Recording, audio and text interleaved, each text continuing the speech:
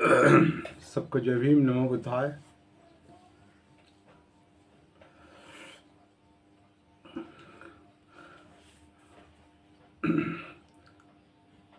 तो चौथे खंड का चौथा भाग आज देखेंगे हम। तो बुद्ध एंड हिज धम्मा, बुद्ध और उनका धम्मा, चौथा खंड चौथा भाग। तीसरे भाग में हमने बहुत ही इम्पोर्टेंट विषय कवर किया है जो बाबा साहब की दृष्टि से भी बहुत महत्वपूर्ण था।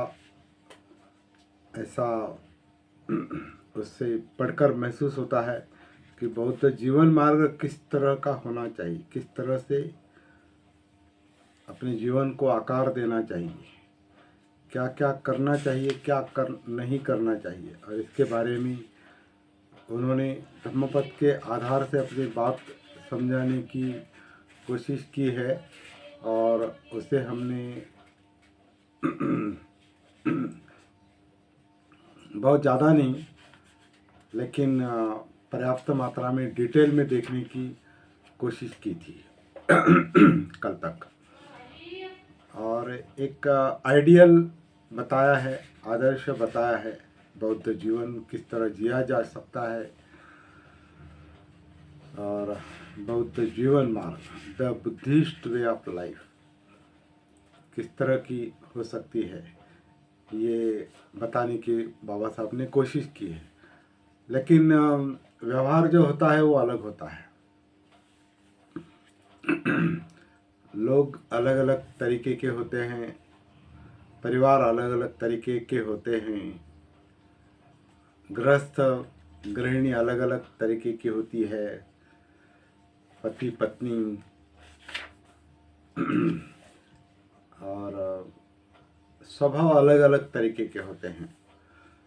और इन सबको एक ही माला में पिरोने के लिए बौद्ध जीवन मार्ग बताया है। लेकिन उस मार्ग पर आने के लिए अपने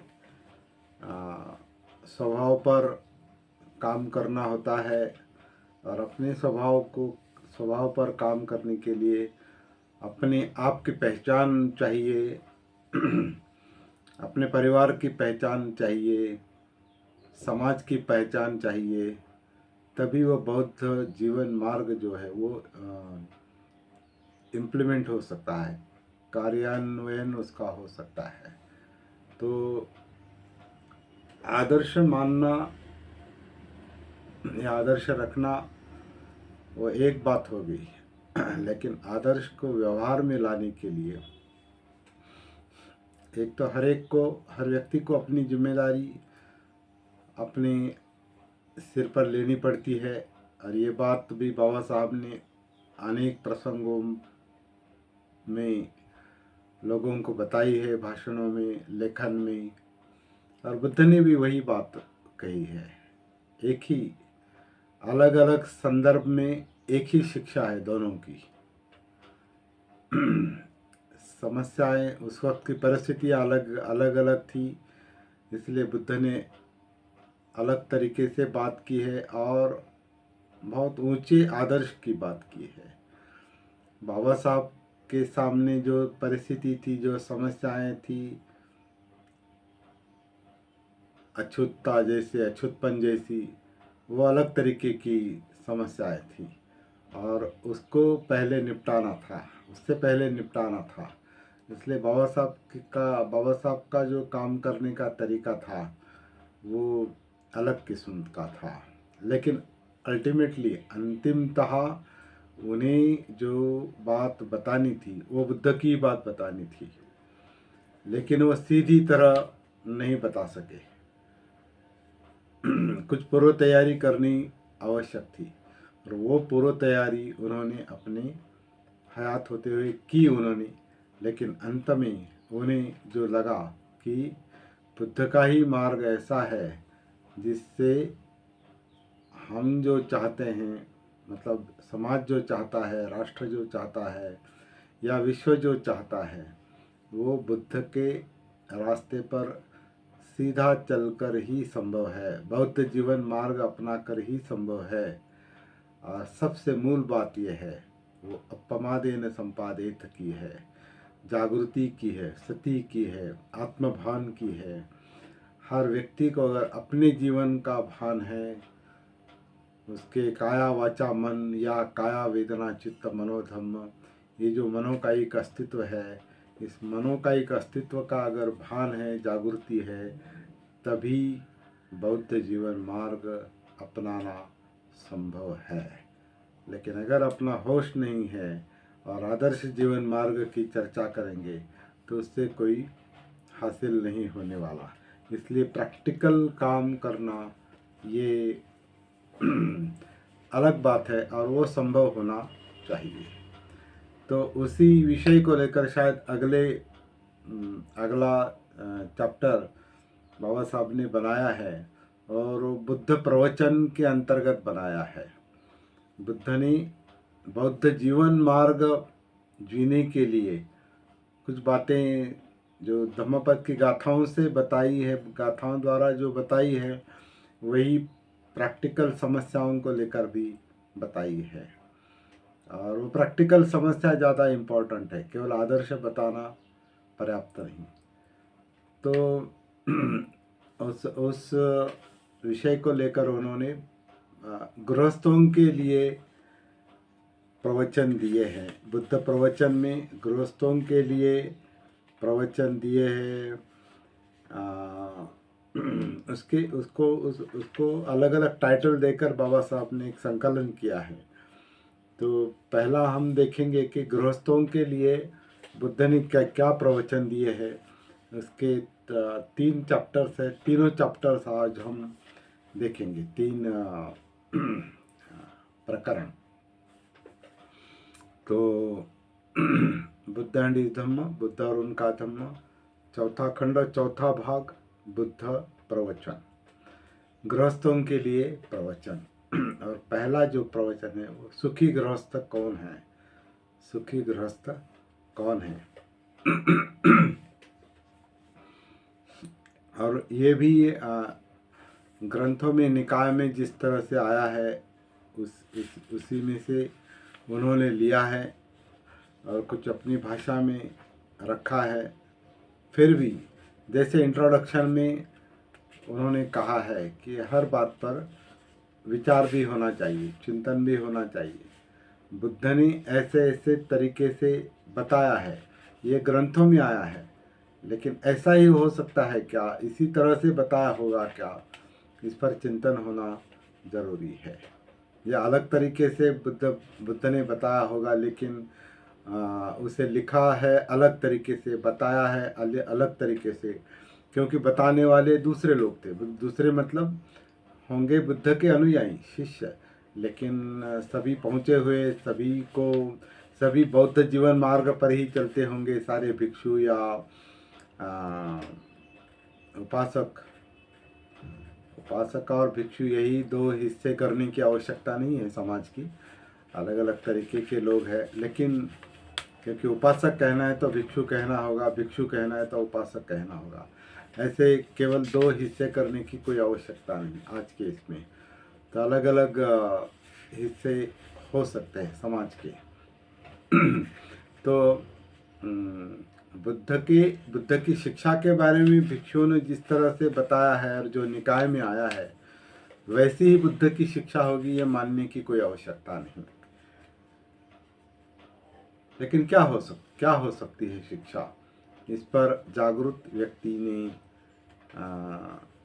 जिसे आत्मभान है, जो सती का अभ्यास करता है, जागृति का अभ्यास करता है, उसने उस पर पुनर्विचार करना, पुनरावलोकन करना जरूरी है। तो चलिए, ये पहला प्रवचन जो है सुखी गृहस्थ को लेकर है।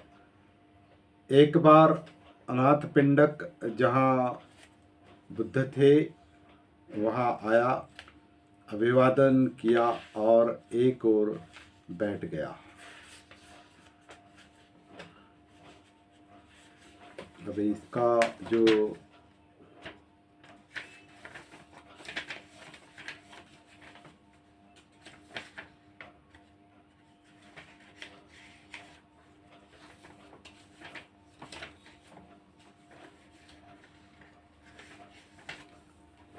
ये अंगुत्तर निकाय से लिया है शायद।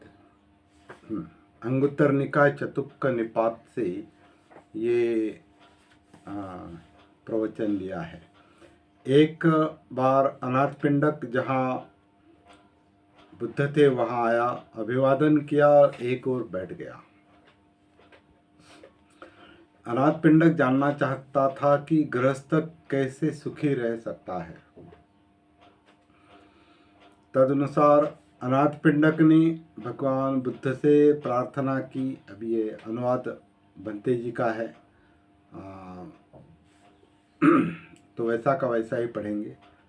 और मूल अंग्रेजी अभी हमारे पास नहीं है, क्योंकि वो उतना हिस्सा जो है वो उस किताब में नहीं है। गवर्नमेंट ऑफ महाराष्ट्र की किताब में करीब 17 पन्ने वहाँ से कट गए हैं। तो अनाथ पिंडक ने बुद्ध से प्रार्थना की कि वे उसे गृहस्थ जीवन के सुख का रहस्य समझाएं। बुद्ध ने कहा कि गृहस्थ को पहला सुख तो संपत्ति का मालिक होने का होता है। व्यवहारिक मानसिकता है। गृहस्थ को पहला सुख तो संपत्ति का मालिक होने का होता है। एक गृहस्थ के पास धार्मिक तरीके से न्यायतः बड़े परिश्रम से, बाहुबल से, पसीना बहाकर कमाया हुआ धन होता है। इस विचार से कि मेरे पास न्यायतः अर्जित धन है, उसे प्रसन्नता होती है। मतलब गृहस्थ को सुख कब मिलता है? जब उसका धन धार्मिक तरीके से, न्यायतः परिश्रम से, बाहुबल से, पसीना बहाकर कमाया हुआ धन होता है। अगर वो दूसरे तरीके से कमाया हुआ धन होता है तो वो गृहस्थ कभी भी सुखी नहीं हो सकता। ये पहला निकष बुद्ध ने बताया है, वही गृहस्थ सुखी और प्रसन्न हो सकता है। ये पहला तरीका बताया है। दूसरा सुख संपत्ति भोगने का सुख है। एक गृहस्थ के पास धार्मिक तरीके से, न्यायतः बड़े परिश्रम से, बाहुबल से, पसीना बहाकर कमाया हुआ धन उसके पास होता है और वो अपने धन का उपयोग करता है और अच्छा कर्म करता है, पुण्य कर्म करता है। इस विचार से कि मैं अपनी न्यायतः अर्जित धन से पुण्य कर्म करता हूँ, उससे प्रसन्नता होती है। ये भी बहुत इम्पोर्टेंट बात है। वैसे तो वो धन सही तरीके से आना चाहिए, उसका गृहस्थ को सुख मिलता है। उसका धन जो है वो अच्छे तरीके से और न्यायतः परिश्रम से, बड़े परिश्रम से, बाहुबल से और पसीना बहाकर अपनी कमाई, अपना पसीना बहाकर कमाया हुआ धन होता है, तो उसका उसे पहला सुख मिलता है।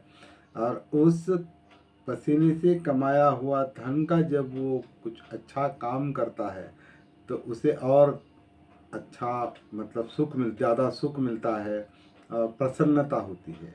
लेकिन अगर वो धन अच्छे तरीके से नहीं कमाया है, वो अदिन्न दाना है, अगर वो परिश्रम से नहीं कमाया, बाहुबल से नहीं कमाया, पसीना नहीं बहाया, तो उसका दान अगर वो करता है और अच्छा कर्म करने की कोशिश करता है, दान धर्म से अच्छा कर्म, पुण्य कर्म करने की कोशिश करता है, लेकिन उसे सुख और प्रसन्नता नहीं मिल सकती। ये बात बुद्ध ने अनाथ पिंडक को बताई है। बहुत ही इम्पोर्टेंट बात है, सरल बात है। तो सुख चाहिए, लेकिन धन सही तरीके से कमाना चाहिए और उस सही तरीके से कमाए हुए धन का दान होना चाहिए। नहीं तो इधर का उधर करके कोई धन कमाता भी है और दान धर्म भी करता है और सुख भी चाहता है, तो ये हो नहीं सकता। तीसरा सुख जो है वो ऋणग्रस्त न होने का सुख है। एक गृहस्थ के सिर पर किसी का भी कम या ज़्यादा ऋण नहीं होता। इस विचार से कि मेरे सिर पर किसी का थोड़ा कम या ज़्यादा ऋण नहीं है, उसे प्रसन्नता मिलती है। तो ये ऋण मुक्त जीवन जीना, कर्ज मुक्त जीवन जीना, ये भी बहुत सुख के लिए और प्रसन्नता के लिए अच्छी बात है। और ये आजकल हम देखते हैं व्यवहार में, तो मतलब बहुत ही आसानी से लोन मिलता है, और लोन मिलता है इसलिए लिया जाता है। और लेकिन जब लोन वापस करने की जब बारी आती है और वो नहीं होता अगर किसी कारणवश, तो वो बहुत बड़ा दुख देता है और चैन चला जाता है। ये हमारा अपना अनुभव है ही। तो ऋण मुक्त होना बहुत ज़रूरी है, उसी में सुख और प्रसन्नता होती है। ये तीसरा सुख बुद्ध ने अनाथ पिंडक को बताया है, ऋणग्रस्त ना होने का सुख। और चौथा सुख दोष रहित होने का है। एक गृहस्थ शारीरिक कर्म एक गृहस्थ के शारीरिक कर्म निर्दोष होते हैं, वाणी के कर्म निर्दोष होते हैं, और मन के कर्म निर्दोष होते हैं। मतलब कायिक वाचिक मानसिक शिलाचरण की बात कही है, जो पंचशील की है या अष्टशील दशशील की है। तो शिलाचरण जब होते हैं तो उससे शारीरिक कर्म निर्दोष होता है, वाणी का कर्म निर्दोष होता है, और मन का कर्म निर्दोष होता है। और जिनके ये तीनों कर्म निर्दोष होते हैं उनको सुख मिलता है, उस गृहस्थ को सुख मिलता है। जैसे कि प्राणातिपाता अधीन दाना और कामे सुमिच्छाचारा वेरमणि, ये का शारीरिक कर्म है। मूसावादा वेरमणि ये वाचिक कर्म है। और सुरा मेरे मज्ज पमाद ठाना ये मन का कर्म है, पंचशील का मुद्दा है ये। दशशील का भी तीन कर्म काया के है, चार वाणी के है, और तीन फिर से मन के हैं। तो वो दशशील है। तो ये कर्म जब निर्दोष होते हैं तो उससे सुख मिलता है। अनाथ पिंडक बुद्ध कहते हैं, अनाथ पिंडक निश्चय से ये चार सुख ऐसे हैं जिन्हें यदि गृहस्थ प्रयास करें तो वो उसे प्राप्त कर सकता है। फिर से वही बात आती है, हमारी जो आजीविका है, मतलब जीवन शैली जो है, जीवन जीने का जो ढंग है, केवल पैसा कमाने का, आजीविका मतलब केवल पैसा कमाने का ढंग नहीं है। आजीविका लाइफस्टाइल, जिसे बाबा साहब ने लाइफस्टाइल कहा है। आजीविका मतलब केवल उपजीविका नहीं। तो आजीविका अगर अच्छी है तो गृहस्थ सुखी होता है, जीवन शैली अच्छी है तो गृहस्थ सुखी होता है। और जीवन शैली अच्छी होने के लिए अपने खुद के जीवन का भान चाहिए कि मैं कायिक वाचिक मानसिक स्तर पर कैसे जी रहा हूँ। तो मन का भान होना चाहिए, वाणी का भान होना चाहिए, शरीर का भान होना चाहिए। इसलिए कायानुसति होनी चाहिए, अपनी उसमें जो फीलिंग्स है, वेदना, उसकी सती होनी चाहिए। चित्त में क्या क्या आता है, लोभ और द्वेष के विषय क्या क्या आते हैं, या चित्त लोभ और द्वेष से विमुक्त है क्या, मुक्त है क्या, इसका भान होना चाहिए। और मन में जो मनोधम्म चल रहे हैं, विचार चल रहे हैं, उसका भी भान होना चाहिए। तो सारा जो मामला है वो आकर सती पर, जागृति पर टिकता है। तो मुख्य बात वही है। तो बौद्ध जीवन मार्ग अगर जीना है तो इसी तरीके से जीना संभव है। इसको छोड़कर बाकी कुछ भी करेंगे तो वो बौद्ध जीवन मार्ग नहीं हो सकता। वो एक पर्टिकुलर संस्कृति जीने का तरीका हो सकता है, लेकिन बौद्ध जीवन मार्ग जो है वो सती जागृति का, आत्मभान का मार्ग है। और जैसे अनाथ पिंडक को बताया, ये सुखी जीवन जीने का मार्ग है। तो बहुत अच्छा ये चयन किया है बाबा साहब ने। गृहस्थों के लिए प्रवचन का पहला मुद्दा ये था, सुखी गृहस्थ। दूसरा चैप्टर है, ये भी व्यवहारिक मुद्दा है, आज भी है, पुत्री पुत्र से अच्छी हो सकती है।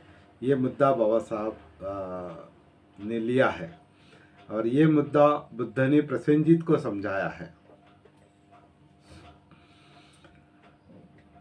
जिस समय बुद्ध श्रावस्ती में ठहरे हुए थे, कौशल नरेश प्रसेनजीत उनके दर्शन के लिए आया, उनसे मिलने के लिए आया। जिस समय कौशल नरेश प्रसेनजीत बुद्ध से बातचीत कर रहा था, राजमहल से एक दूत आया और उसने आकर राजा को कान में सूचना दी कि मल्लिका ने एक पुत्री को जन्म दिया है।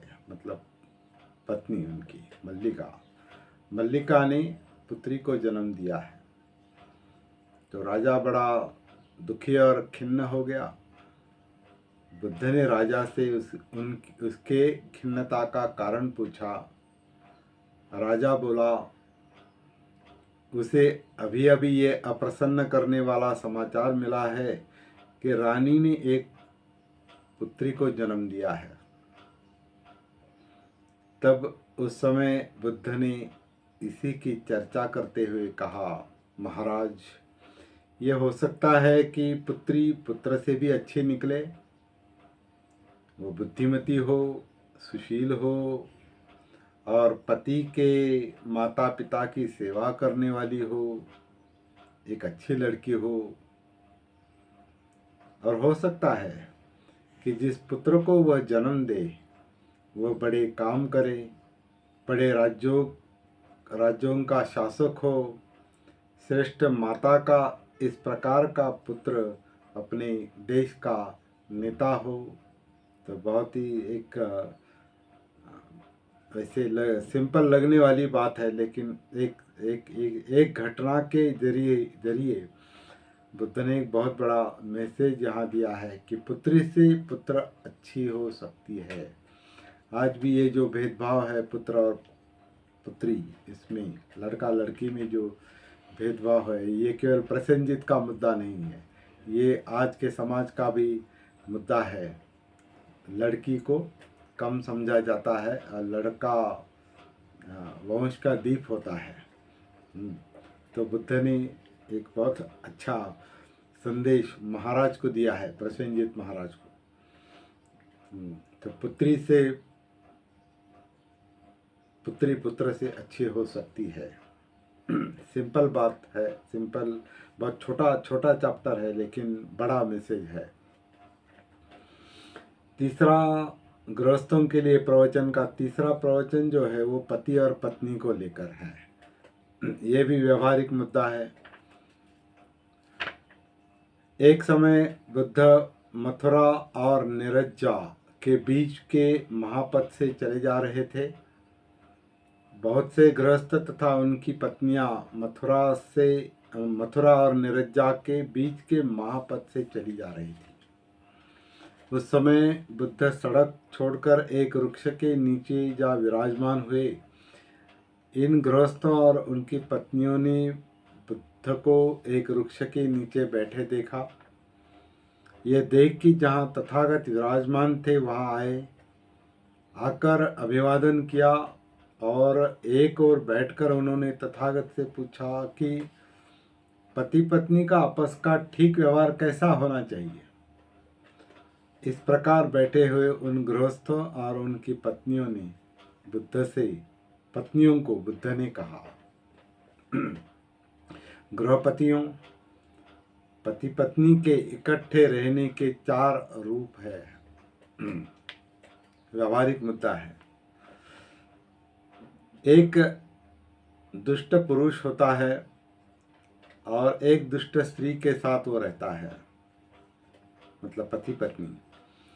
एक दुष्ट पुरुष एक अच्छी स्त्री के साथ रहता है,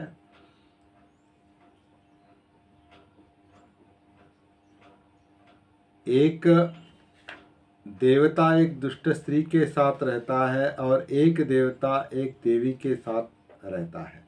सॉरी सॉरी सॉरी सॉरी